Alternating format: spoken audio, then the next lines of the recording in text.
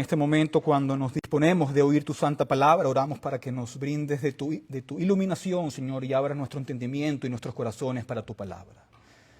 Te damos gracias, Padre Santo, y que hoy sea un día de arrepentimiento y de fortalecimiento de nuestra fe. Y oramos en el nombre de Jesús. Amén. Pueden sentarse y permanecer en Juan capítulo 14. Juan capítulo 14. Hoy vamos a estar concentrados. Hay una falsa separación entre la ley y el amor, ¿verdad? Se escucha mucho hablar, bueno, esta persona es muy amorosa, muestra mucho amor. Esta persona, que enfatiza el amor, pero no está muy interesada en los aspectos de la ley, ¿verdad? Por ejemplo, hay muchos predicadores que predican del amor de Dios una y otra vez, y eso está muy bien, ¿verdad? Dios es amor, pero dejan de un lado, ¿verdad?, la ley de Dios. Nunca predican sobre la ley de Dios. Pero luego, ¿verdad?, por otro lado, también hay aquellos que predican solamente la ley, y la ley, y la ley, y la ley, y todo es la ley, dejando a un lado el amor de Dios, ¿verdad? Y entonces vemos esta dicotomía, esta separación que muchos hacen hoy en día entre el amor y entre la ley. Pero eso es algo que no tiene fundamento bíblico, ¿verdad? Por ejemplo, hay muchas frases que hoy en día se dicen, ¿no? En estos días, ayer creo que estaba en la vía, estaba manejando, y hay un anuncio muy grande en la vía que dice, "Love is what makes a family", ¿no? Amor es lo que hace a una familia. Bueno, el amor sí es necesario dentro de una familia, ¿verdad? Una familia necesita amor, pero no es el amor lo que hace una familia, ¿verdad? Puede haber una familia sin amor. El amor es importante, pero no es el amor lo que hace una familia, ¿verdad? Algunas iglesias también tienen un dicho que dicen, no tenemos ley, ¿verdad?, sino amor. No tenemos ley, sino amor. Entonces vemos cómo existe esta separación, ¿no?, entre el amor y la ley. Y esta noción es una idea que sigue creciendo, que sigue proliferando, esta falsa dicotomía entre la ley y el amor. Pero el pasaje que tenemos delante de nosotros esta mañana nos dice todo lo contrario, ¿verdad? Jesús nos dice en este pasaje, no separen lo que Dios ha unido. No separen lo que Dios ha unido. No pongan en oposición dos cosas que de hecho deben de estar juntas. ¿Qué dice Jesús? Si me aman, guarden mis mandamientos, ¿verdad? Jesús está uniendo el amor con la ley, con los mandamientos. Y esto no es algo que está aislado en Juan capítulo 14. Esto se repite muchas veces en la palabra de Dios. Nuestro propio capítulo, en nuestra lectura bíblica, lo leímos de varias maneras. Por ejemplo, el versículo 21 dice, el que tiene mis mandamientos y los guarda, ese es el que me ama, ¿verdad? Dice nuestro Señor Jesucristo, el que tiene mis mandamientos y los guarda, ese es el que me ama. Y el que me ama será amado por mi Padre. Nuevamente, en el versículo 23, Jesús dice, si alguno me ama, guardará mi palabra y mi Padre lo amará. Entonces, muy claro lo que está enseñando nuestro Señor Jesucristo aquí. Pero también en el capítulo 15, en el versículo 14, dice Jesús, vosotros sois mis amigos si hacéis lo que yo os mando. Vosotros sois mis amigos si hacéis lo que yo os mando. Y en Primera de Juan capítulo 5, en el versículo 3, dice Juan, porque este es el amor de Dios, que guardemos sus mandamientos, y sus mandamientos no son difíciles. La Reina Valera dice, y sus mandamientos no son gravosos, ¿verdad? ¿Cómo es el amor de Dios? Que guardemos sus mandamientos, y sus mandamientos no son gravosos. Así que no hay ninguna separación aquí. La Biblia no separa el amor y la ley. No hay ninguna oposición. Estas cosas no están en oposición. El amor por Dios y la ley de Dios, ¿verdad? Todo lo contrario. Jesús las está uniendo, ¿verdad? La Biblia nunca las separa. Y si recuerdan nuestro contexto, el contexto que leímos de Juan capítulo 14, Jesús se está preparando para su partida, ¿verdad? Se está yendo. Y el inicio del capítulo, por ejemplo, en el versículo 3, él dice, y si me voy y les preparo un lugar, vendré otra vez y los tomaré a donde yo voy, para que donde yo esté, allí estén ustedes también. Y luego, nuestro Señor describe algunas de las cosas que serán necesarias para los creyentes mientras Jesús, en su cuerpo encarnado, ascienda al cielo, a la diestra del Padre en las alturas. Y mientras Él está allá arriba, la pregunta es, ¿cómo funcionamos nosotros? ¿Cómo funciona la iglesia? ¿Cómo es que continuamos después de que Cristo ascienda a los cielos? Y Él les dice, en amor. Deben continuar en amor. En el amor es que serán guiados. ¿Y cómo será ese amor? Guardando mis mandamientos. Los mandamientos que yo les he dado. Y recordarán que Jesús vuelve a esto justo antes de su ascensión, ¿verdad?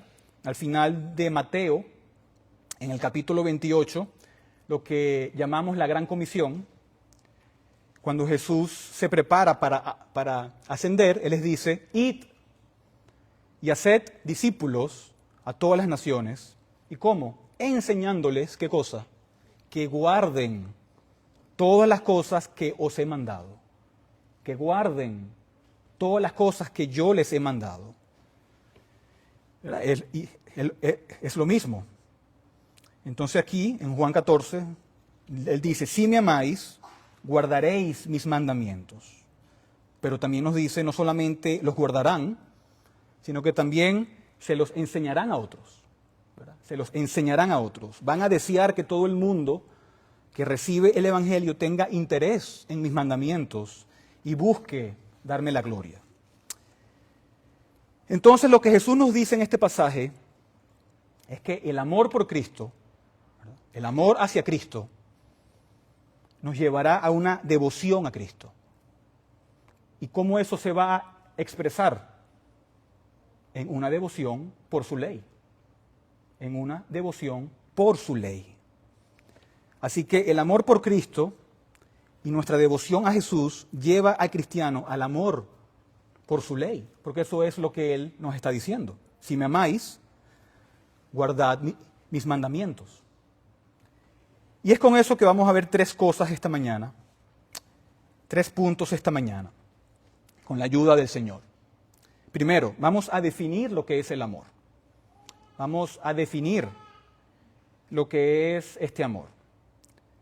¿Verdad? Y esto es indispensable para nosotros, que comprendamos esto correctamente desde el principio, que entendamos la naturaleza del amor.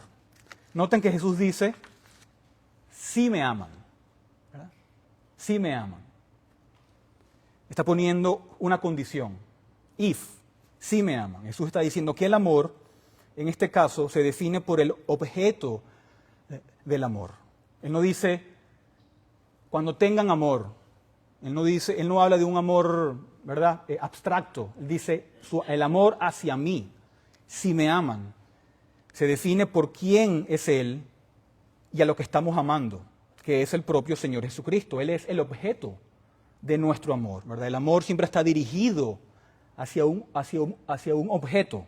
Es lo que ocupa nuestro afecto, es lo que ocupa nuestro interés, es lo que ocupa nuestros deseos, ¿verdad? Y ese sí funciona como una condición. Así que no es, ¿verdad?, como a menudo nosotros escuchamos en el mundo, no es un amor indiscriminado o algo abstracto sin ningún objeto. La gente dice, bueno, el mundo gira en el amor. El amor hace que el mundo gire. El amor es lo que necesitamos. All we need is love, ¿no? Como la famosa canción. Pero ¿amor a qué?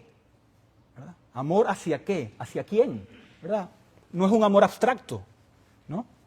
Lo vemos también en los vehículos, que dice, all we need is love, más amor, el mundo necesita amor, ¿verdad? Pero la Biblia la Biblia nos dice que no todos los tipos de amor son buenos, ¿verdad? La Biblia nos dice que el amor al mundo es un mal amor. Piensen en cómo la Biblia nos enseña sobre los tipos falsos de amor que existen, ¿verdad? El Señor nos dice que en los últimos días habrá entes, o sea, que habrá personas que serán que amadoras de sí mismas, que va a haber gente que ama el dinero, que van a amar los placeres más que a Dios. Esos son amores incorrectos. Jesús dice, por ejemplo, que no se puede amar a Dios y al dinero al mismo tiempo. También habla sobre aquellos que aman la alabanza de los hombres más que la alabanza de Dios, ¿verdad? Piensen, por ejemplo, en Demas, quien dejó al apóstol Pablo. Se nos dice que abandonó, que él se fue. ¿Por qué? Porque amó este mundo presente, ¿verdad? Amó este mundo presente. Así que hay falsos tipos de amor. Y necesitamos ser claros en eso, ¿verdad? ¿De qué amor está hablando aquí Jesús? ¿Cómo es que definimos el verdadero amor, el amor bíblico, el tipo de amor del que Jesús está aquí hablando? Bueno, si vamos a definir el amor, si tenemos que definir el amor, no hay ningún otro lugar donde podamos empezar correctamente, ¿verdad?, de manera lógica y adecuada, que comenzando con Dios mismo. Porque la Biblia que nos dice que Dios es amor. Dios es amor. No solamente que Dios tiene amor, no solo que Dios muestra amor, sino que es una descripción de su propio ser. Dios es amor. Y eso es importante para nosotros. Eso significa que Dios es eternamente amor, que Él siempre ha sido amor. Si decimos que Dios es amor, estamos diciendo que su amor es perfecto, que su amor es santo, que su amor es justo, que su amor es recto, ¿verdad? Pero ahora, ¿cómo se conecta esta verdad con nuestra comprensión de la ley y el amor de Dios con relación a esa ley?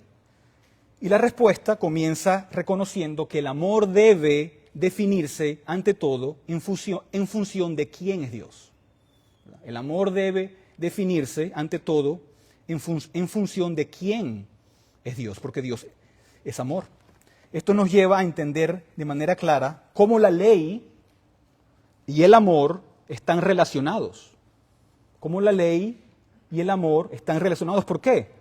Porque tanto la ley como el amor reflejan el carácter de Dios. Ambos reflejan el carácter de Dios, ¿verdad? Porque cuando dirigimos nuestra atención a la ley, a la ley moral de Dios, resumida en los 10 mandamientos, la ley moral de Dios es una transcripción de su santidad. La ley moral de Dios nos muestra quién es Dios, cómo es su santidad. La ley de Dios era un medio a través del cual Dios se revelaba. No solamente era ¿verdad?, una lista de cosas éticas y cosas que debemos hacer, no. Era una revelación del propio carácter de Dios. Si queremos conocer a Dios, tenemos que entender la ley de Dios. La ley nos enseña sobre el carácter de Dios mismo. Es una ley santa porque Dios es un Dios santo. Por eso Él nos dice, sed santos, porque yo soy santo. ¿Y cómo sabemos cómo ser santo? A través de su ley. Así que la ley misma es un reflejo, es una revelación de quién es Dios mismo. Pero también cuando vamos a Mateo 22, Mateo capítulo 22, y estas cosas se unen y se hacen todavía mucho más claras. Porque cuando Jesús habla con los fariseos y dice, ok, déjenme enseñarles sobre la ley de Dios. ¿Y cómo Jesús resume los 10 mandamientos? Lo resume en términos del amor. Él dice que toda la ley puede resumirse en 2 puntos. ¿En cuáles? Amor a Dios y amor al prójimo. No existe mayor conexión del amor y la ley, que esa. Si la ley se resume en amor, quiere decir que están conectados. ¿verdad? Es la suma de los 10 mandamientos en su conjunto. El amor de Dios y el amor al prójimo están definidos en términos del amor. Así que si volvemos a nuestro pasaje, y Jesús está definiendo el amor para nosotros al decir que el contenido del amor del cristiano, ¿cuál es entonces? La ley de Dios. El contenido del amor del cristiano hacia Jesucristo es la ley de Dios. Muestro amor a Dios, muestro amor hacia Cristo, ¿cómo? Guardando sus mandamientos. Eso es lo que Él nos dice. Si me aman, guarden mis mandamientos, ¿verdad? La ley de Dios es parte del contenido de lo que significa amar al Señor. Guardar sus mandamientos es amar al Señor, ¿verdad? Y si recuerdan en Mateo 5, nuestro Señor nos dice, ni una jota, ni una tilde pasarán de la ley hasta que el cielo y la tierra pasen. ¿Qué quiere decir eso? Que la ley sigue vigente. La ley no ha expirado. La ley está vigente. Esa ley que es una revelación del carácter de Dios. Esa ley no ha desaparecido. ¿Cómo es que sabemos si pecamos o no? Por la ley. ¿Verdad? Y luego Jesús, Él pasa a exponer los 10 mandamientos o parte de los 10 mandamientos en ese capítulo 5 de Mateo. Y Él nos dice entonces, guardad mis mandamientos. Él dice, estos son mis mandamientos. ¿Verdad? Si me aman, guarden mis mandamientos. Así que la definición de amor tiene que trazarse de regreso al Señor mismo. Dios es amor. Y tiene que verse que está en perfecta armonía con la ley de Dios. Porque la ley de Dios es una revelación de quién es Dios. Dios nos da su ley, ¿para qué? Para que lo amemos. Yo no amo a Dios en mis términos, ¿verdad? Yo lo amo bajo sus términos. Y esto se refuerza a través de toda la palabra de Dios, ¿verdad? Aún en el Antiguo Testamento, por ejemplo. ¿Verdad? Y aquí Jesús no está diciendo nada nuevo. Se dice, ¿verdad?, a lo largo de toda la Biblia. En el Salmo 97, versículo 10 dice, los que aman al Señor aborrezcan el mal. Así que vemos que algo se está aquí estableciendo. Vemos esto en muchos lugares, o sea, dentro de la palabra de Dios. Amar al Señor también equivale que aborrecer el mal, ¿verdad? Así que puedes amar a Dios, ¿cómo? O sea, que aborreciendo el pecado. O puedes amar el pecado y aborrecer a Dios. Pero nunca puedes amar a ambos, o nunca puedes que aborrecer a ambos de manera simultánea, ¿verdad? Son dos cosas que están enfrentadas entre sí. Y si preguntamos, ¿qué es el pecado? Bueno, el pecado se define como la transgresión ¿de qué? Como la transgresión de la ley de Dios. Juan mismo nos dice, en primera de Juan capítulo 3, versículo 4, todo aquel que comete pecado infringe también la ley. Pues el pecado es ¿qué? Infracción de la ley, ¿verdad? Y no creo que nadie quiera pecar. Todos queremos vivir para la gloria de Dios. El pecado es la transgresión de la ley. El pecado es cualquier falta de conformidad o transgresión de la ley de Dios, como dice el Catecismo Menor. Así que el pecado es quebrantar esa misma ley, que debemos guardarla para amar a Dios. Y el pecado, entonces, podemos decir que es lo opuesto al amor. Si el amor es guardar la ley, y el pecado es no guardar la ley, podemos decir que el pecado es lo opuesto al amor. El amor es lo opuesto al pecado. Y todas estas cosas están conectadas. Así que el punto principal es que el pecado es desobedecer la ley de Dios, la cual es una manera de no amar a Dios, sino de odiar al Señor, ¿verdad? Esto coloca al pecado en una categoría, o sea, completamente diferente, porque el pecado no es un asunto trivial, ¿verdad? El pecado no es como, bueno, es esta cosa pequeña, es un descuido, algún tipo de mancha que aparece de vez en cuando, ¿no? La Biblia no lo presenta en esos términos. Porque cuando vemos el pecado no es solamente quebrantar la ley de Dios, ¿verdad? Cuando conectamos las piezas que estamos diciendo, al unir los puntos, reconocemos que el pecado es una manera de desafiar y de deshonrar a Dios mismo. Porque ¿cuál es el objeto del pecado? O sea, ¿contra quién estamos pecando? Contra el Señor mismo. Entonces, cuando vemos todas estas cosas y las conectamos y pensamos en esa idea, en esa noción de que muchos dicen, bueno, no tenemos ley sino amor, a la luz de la Biblia se expone la insensatez de esa idea.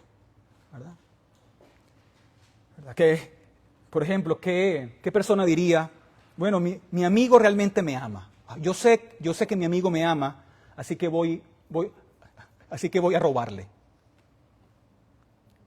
Nadie piensa de esa manera, ¿verdad? Sería algo ridículo. ¿Qué niño pensaría, bueno, mis padres me aman, así que voy a faltarles el respeto? Tampoco. Nadie pensaría de esa manera. Es algo incoherente, sería algo absurdo, es antibíblico. Entonces, el tratar de separar estas cosas, de separar el amor y de separar la ley. El amor por el Señor y su ley deben ir, y de hecho van juntos. La gracia y el amor no elimina el hecho de que debemos guardar su ley. Si se acuerdan, ¿cuándo le dio Dios la ley a Israel? ¿Antes o después de liberarlos? Después. Después que Dios mostró gracia, después que Dios mostró amor hacia Israel, sacándolos de Egipto, sacándolos de la esclavitud, fue después que les da la ley para que la obedezcan. Primero viene la gracia y después viene la ley. Ese es el orden bíblico. Primero viene la gracia y luego viene la ley. Porque sin gracia yo no puedo obedecer la ley de Dios. Sin la gracia no tengo la capacidad de obedecer la ley de Dios. Sin la gracia no tengo la capacidad de amar la ley de Dios. Así que comenzamos definiendo el amor. Amamos al Señor en sus términos. Definimos el amor en términos de una devoción total, de una búsqueda apasionada de la gloria de Dios en los términos que Él ha establecido para nosotros y que ha definido para nosotros en su propia ley. Ahora, por ejemplo, si nos amamos unos a otros, una de las maneras en que lo hacemos es mirando el estándar que Dios nos ha dado. Amar a nuestro prójimo, ¿dónde está definido? En los últimos 6 mandamientos.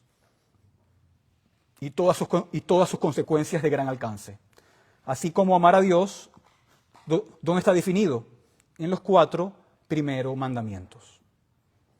Así que Jesús aquí está, al menos en parte, definiendo el amor con el contenido de la ley cuando nos dice, si me amáis, guardad mis mandamientos.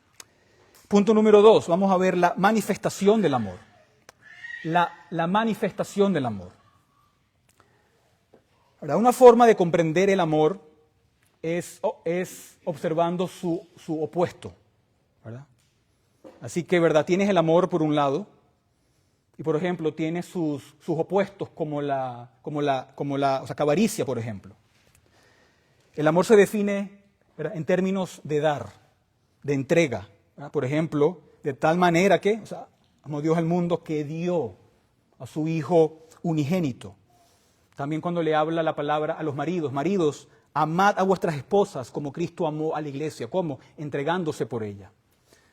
Pero si hablamos, por ejemplo, de la avaricia, ¿qué es la avaricia? Es obtener, es lo opuesto, es algo egocéntrico. Por ejemplo, si codicias el carro de tu vecino, ¿verdad?, no lo estás amando. Quieres lo que él tiene. Si codicias a alguien del sexo opuesto, estás deseando algo que Dios no te ha dado. Pero el amor verdadero es lo opuesto. El amor verdadero es ¿qué? Es dar, es autosacrificio, es salir de uno mismo. Y por eso no nos sorprende que la mayor manifestación del amor en todo el universo se encuentre ¿dónde?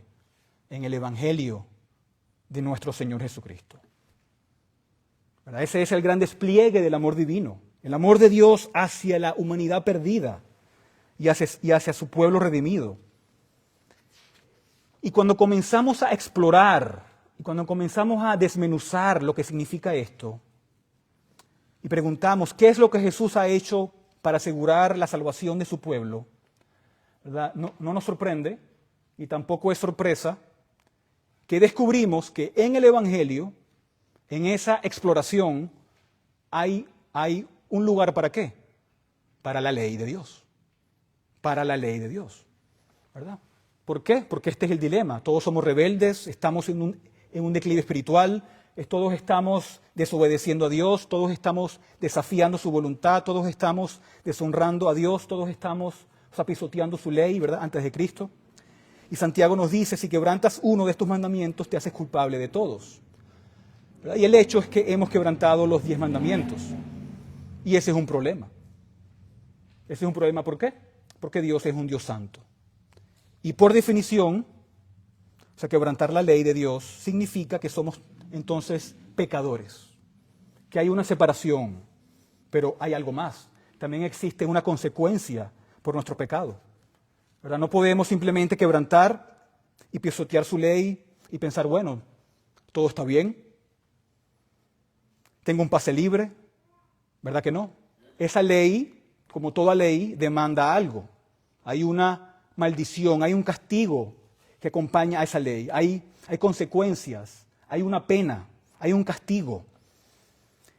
Y eso es esencial en varios aspectos, ¿verdad? Porque primero vemos nuestra propia necesidad, pero también es esencial porque nos ayuda a entender lo que Cristo ha hecho para salvarnos, ¿verdad? Porque Jesús viene y la manera en que nos salva es diciendo que Él mismo, como sustituto de su pueblo, Él asume para sí mismo todo el quebrantamiento de la ley de su pueblo. Y así cuando Jesús está muriendo en esa cruz, están pasando varias transacciones celestiales que están teniendo lugar en ese momento. Primero Dios está tomando toda la ira, toda su indignación justa contra el quebrantamiento de la ley de su pueblo y está siendo desviado y está siendo derramado ¿a dónde? Sobre el alma del Señor Jesucristo. Y Él está satisfaciendo, Él está apaciguando y Él está llevando la ira de Dios, haciéndose ¿qué? Maldición por nosotros. Él es quien está respondiendo a las demandas de la ley en lugar de su pueblo. Pero si eso no fuera suficiente, el Señor Jesucristo no solamente en su muerte, sino también en su vida, su voluntad se une con la del Padre. ¿Por qué? Porque Él ama al Padre. Así que durante toda su vida, desde su concepción hasta su crucifixión, el Señor Jesús está asegurando la salvación a través de su propia obediencia. ¿A qué? A la ley de Dios. ¿Verdad? Dios, Cristo está ahí, ¿verdad? En su vida, y lo vemos en cada punto. ¿Y qué hace? Está obedeciendo la ley. Tiene que obedecer la ley. Está respondiendo a las demandas de la ley. Está cumpliendo los requisitos de la ley. Está cumpliendo con las implicaciones de largo alcance de toda la ley. Y al hacerlo, ¿qué hace? Está obteniendo un registro perfecto de cumplimiento de la ley, un registro perfecto de justicia. ¿Y de qué se trata todo esto? Bueno, se trata para nuestra justificación. Pero el Señor Jesucristo toma ese registro de justicia y lo acredita a la cuenta de su pueblo. Y existe entonces este gran intercambio. Los pecados de su pueblo, todo el quebrantamiento de la ley, son echados a Cristo. Él lleva la pena, toda la perfecta obediencia de Cristo a la ley, ese registro de justicia, se acredita ¿a dónde? A la cuenta de su pueblo y es recibido ¿cómo? A través de la fe. A través de la fe. La ley está justo ahí. La ley está justo ahí, en el centro de todo lo que significa para Jesús salvar a su pueblo. Y entendemos que todavía la gente ve esto. La gente sabe que Jesús tuvo que hacer la ley, tuvo que cumplir la ley.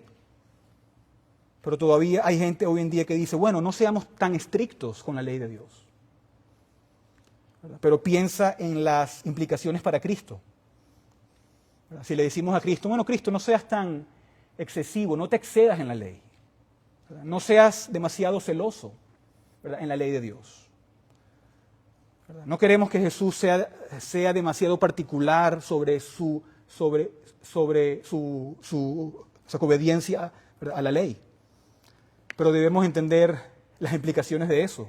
Si Jesús no hubiese sido vigoroso en obedecer la ley, si Jesús no hubiese sido completo, si Jesús no hubiese sido detallado en su obediencia, cada alma en este lugar estaría entonces condenada por la eternidad.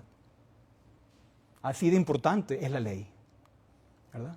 No habría salvación si no fuera por la cuidadosa y perfecta justicia que Él asegura para su pueblo, ¿verdad? Así que nuestra salvación está conectada con la relación de Cristo con la ley, ¿verdad? Y por supuesto, nosotros no venimos a Cristo por obedecer la ley.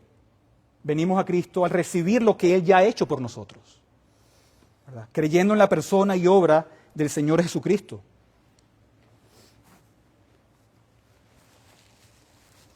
Venimos por fe y recibimos todas estas cosas por gracia. Pero no es como si cuando una persona tiene fe salvadora, como si la ley fuera entonces descartada. No, ¿verdad? No es como si la ley fuera arrojada sin importancia. No, de ninguna manera. Eso no es lo que nuestro texto dice, ¿verdad? ¿Y a quién se lo dice el Señor Jesucristo? Se lo estaba diciendo a los cristianos, a los creyentes. Porque ¿cuál es la respuesta del cristiano verdaderamente redimido? ¿Verdad? El corazón del cristiano verdaderamente redimido estalla en gratitud, estalla en amor. Estamos completamente asombrados de que el Señor haya hecho todo lo necesario, absolutamente todo para la salvación de nuestras almas. Y nuestros corazones responden con amor hacia Él. Deseamos agradarle, queremos entonces glorificarle, queremos ver la alabanza enaltecida, queremos buscar todo lo que le exalte y todo lo que lo eleve. Y nos volvemos al Señor y decimos, Señor, ¿dónde está el camino que has puesto delante de nosotros por el cual buscamos tu gloria? ¿Y qué hace Él? Él pone delante de nosotros su ley. Y en esa ley tenemos una regla para la vida cristiana, ¿verdad? No para ser salvos, sino para amarlo, ¿verdad? Si me aman, guarden mis mandamientos, ¿verdad? La ley nos ayuda a vivir para Él. Y obviamente, esto trae varios peligros en nuestro mundo, en nuestras vidas, ¿verdad? Hay dos peligros que el cristiano debe de evitar, lo que son primero el legalismo y el antinomianismo, ¿verdad? Son dos extremos que debemos de evitar y ambos son muy peligrosos, ¿verdad? El antinomianismo, como su nombre lo indica, significa antiley. Ya no existe ley, ya no hay una ley por la cual yo deba de andar mi vida, ¿verdad? Esta es la postura de quienes rechazan la ley de Dios como una guía para la vida cristiana. Ellos argumentan que la gracia de Dios elimina cualquier obligación de obedecer sus mandamientos. Esto lleva, ¿verdad?, a una vida de desobediencia y de desprecio por la santidad de Dios. Pero por otro lado existe el legalismo, que es también de peligroso, pero en sentido opuesto. Y el legalismo se caracteriza por dos errores principales, ¿verdad? Los legalistas buscan seguir la Biblia solamente por un temor servil, pensando que pueden ganar el favor de Dios, o asegurar su salvación mediante sus obras, ¿verdad? Los legalistas dicen, bueno, si soy lo suficientemente bueno y si hago esto, ¿verdad?, y cumplo las reglas, Dios me va a aceptar. Pero esto niega la enseñanza fundamental del Evangelio de que la salvación es un regalo de gracia, que se recibe solamente por medio de la fe, solamente por Cristo, no por nuestros méritos.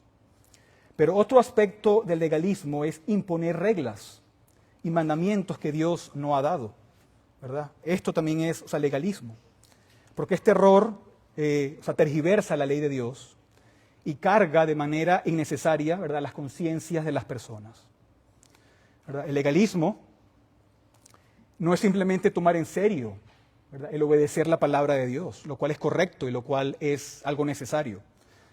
Más bien, el legalismo usa la obediencia como una moneda de cambio para ganar el favor de Dios o para poner cosas extras, no bíblicas, que Dios nunca ha mandado.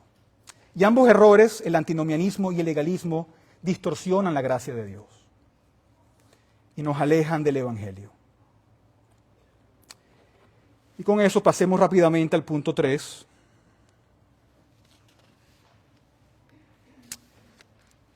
La devoción del amor.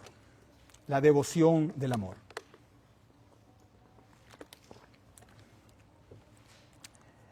¿Verdad? Jesús dice, ¿verdad?, una vez más, si me amáis, ¿qué? Guardad mis mandamientos. Este texto se podría traducir, ¿verdad?, si me amáis, estaréis guardando mis mandamientos.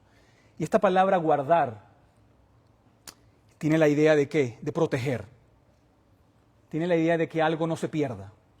Tiene la idea de aferrarse a algo, ¿verdad?, o mantener algo. Esa es la imagen. Podemos decir obediencia, pero es una obediencia vigilante. Es aferrarse a algo, es velar por ello, es guardarlo y mantenerlo. ¿Verdad? No se trata de algo mecánico, como los fariseos, que solamente hacían las cosas de manera mecánica, de manera, legalistas, simplemente marcando cosas, ¿verdad?, en una lista, solamente por hacerlo. Tampoco se trata de decir, bueno, estas partes me gustan de la ley de Dios, pero estas partes no me gustan, ¿verdad? Obedecer la ley de Dios no es algo selectivo. No estamos en el negocio de decidir qué partes de la Biblia, ¿verdad?, o qué partes de la ley de Dios hacemos y qué no, sino que debemos ser cuidadosos en amar a Dios, ¿verdad? Si preguntamos, ¿acaso podemos amar a Dios, demasiado? ¿No? ¿Cuál es el más grande mandamiento? ¿Verdad? Amarás a Dios ¿cómo? Con todas tus fuerzas, con toda tu alma, con toda tu mente, con todo tu cuerpo. Yo pregunto, ¿podemos amar a Dios demasiado? No. ¿Podemos cumplir su ley, demasiado? No. ¿Podemos exagerar en amar a Dios? Tampoco. ¿Verdad? No, no podemos.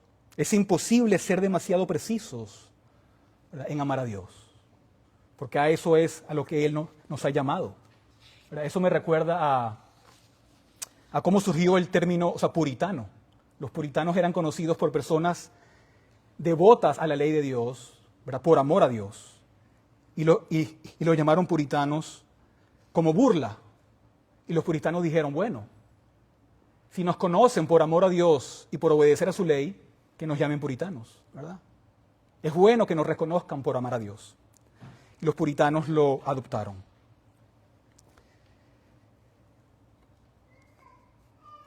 ¿Verdad? Es como si...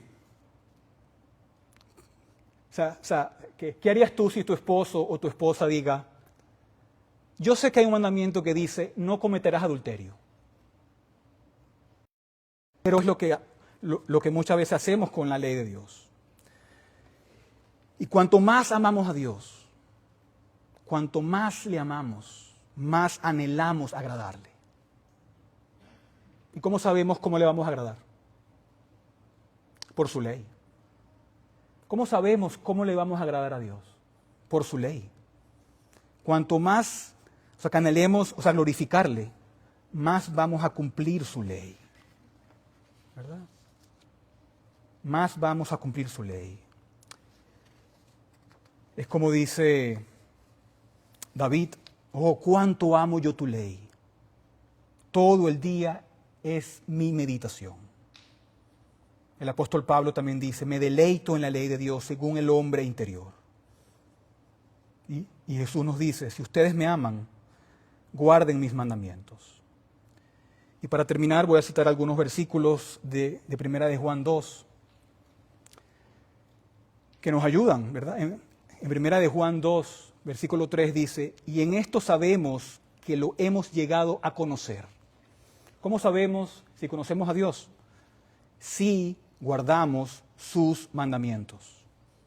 Luego dice el 5, pero el que guarda su palabra, en él verdaderamente se ha perfeccionado el amor de Dios. En esto sabemos que estamos en él, ¿verdad? Y si ponemos el texto de hoy de manera negativa, dice, si no me amas, no guardarás mis mandamientos. Así que todo se resume, en última instancia, al amor por Cristo, a la fe genuina, a la fe salvadora, sincera, que obra por amor. ¿Y cómo obra? ¿Cómo se expresa? En la ley de Dios. Y esto debe hacernos reflexionar, ¿verdad? Esto debe hacernos reflexionar. Porque aunque enfrentar la realidad puede ser difícil y dolorosa, es uno de los medios que el Señor usa para llevarnos al lugar donde debemos estar. Puede ser que Dios hoy esté obrando en tu alma mientras escuchas su palabra y te des cuenta y digas, sí, es cierto. He sido hoy expuesto. La palabra de Dios me ha mostrado quién soy realmente.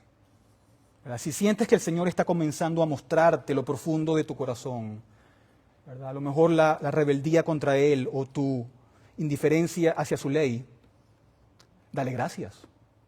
Dale gracias. Agradece que Él está hoy, quebrantando lo que necesita ser quebrantado. ¿Para qué? Para luego construir lo que debe ser construido, ¿verdad?, en ese corazón. Si experimentas eso, estás entonces en el lugar correcto de arrepentirte de tus pecados. Estás empezando a reconocer, bueno, yo sé, no he guardado la ley de Dios. No amo la ley de Dios, me es indiferente.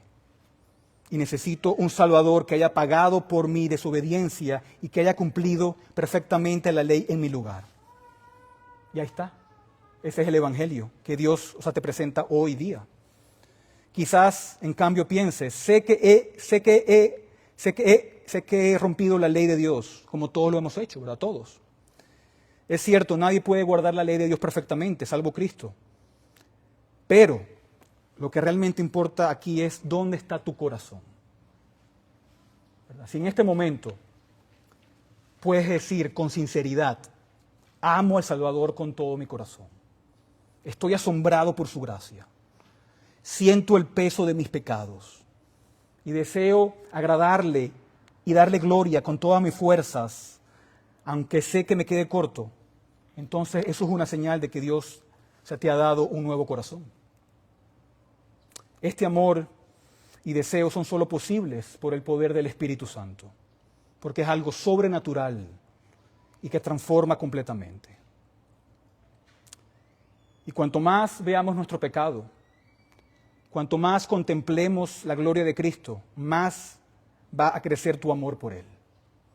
Y mientras más crezca tu amor por Él, más vas a querer obedecer su ley, darle gloria y honra.